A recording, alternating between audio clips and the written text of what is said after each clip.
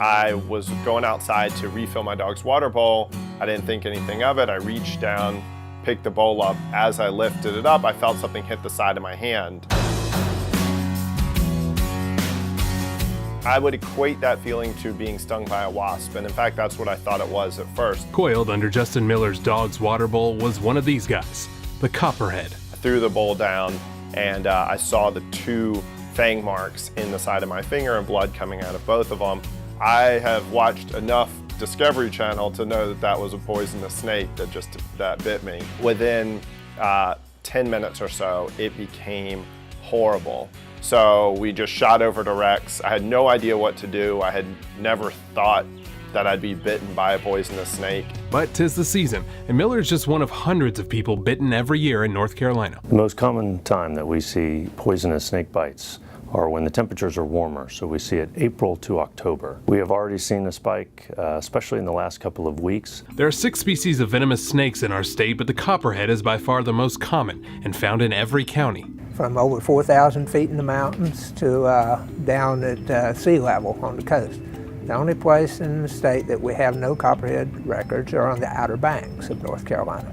Well, we can't all move to the Outer Banks, so we asked renowned herpetologist Alvin Braswell to tell us more about Copperheads. He took us inside the state's reptile collection. They are a warm season animal, and they like to be active when the temperatures are warm.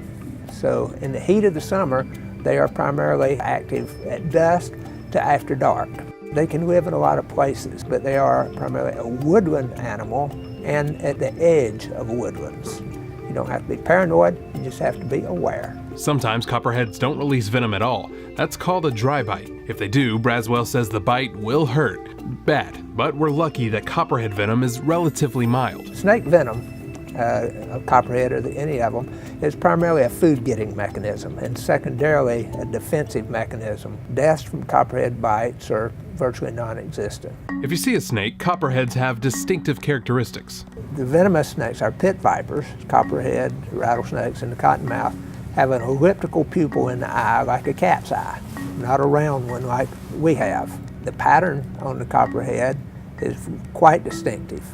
I have characterized it and photographed a Copperhead with some Hershey's Kisses beside it. So the shape of the Hershey's Kiss sort of matches the shape of the band that goes around. A really good characteristic for newborn Copperheads is they have a lemon yellow tail tip. So what do you do if you get bit? Getting medical treatment is a necessity, not an option. The first thing to do if you get bitten by a snake is to get far enough away so that you don't get bit again. They sometimes will strike twice. Sitting down, keeping your legs still as possible, and being as calm as possible is going to be the most important thing.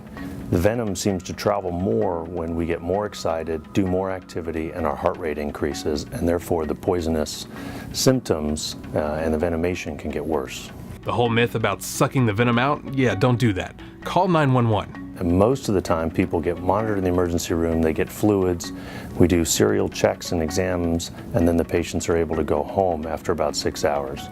Some people do get more serious reactions, and we do monitor for that with both blood tests as well as physical exam checks. There are some times where the reaction can be very severe and very fast, and the sooner that we can get treatment in, the better. That's what happened to Miller. They didn't bat an eye, immediately had me in the back.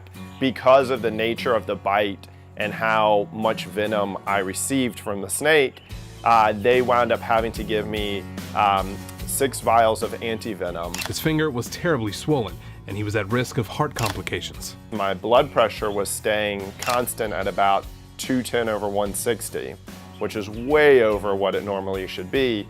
I was in an incredible amount of pain. The only thing that I could really equate it to when people ask is it felt like I was on fire on the inside, like I was burning on the inside. After 6 days here at Rex, Miller got to go home, but had another 6 weeks of physical therapy. He said it took 2 years until he got feeling back in his finger.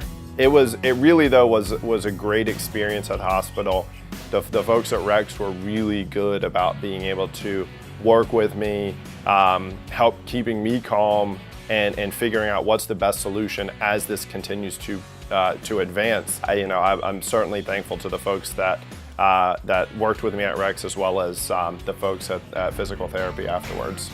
So as the temperatures get warmer, keep an eye out for these Copperheads. Unless it's in a situation where something must be done to move it or eliminate it, just leave it alone. And one final bit of wisdom from Miller. The best advice that I can give every person is kick whatever it is that you're looking to pick up outside before you pick it up.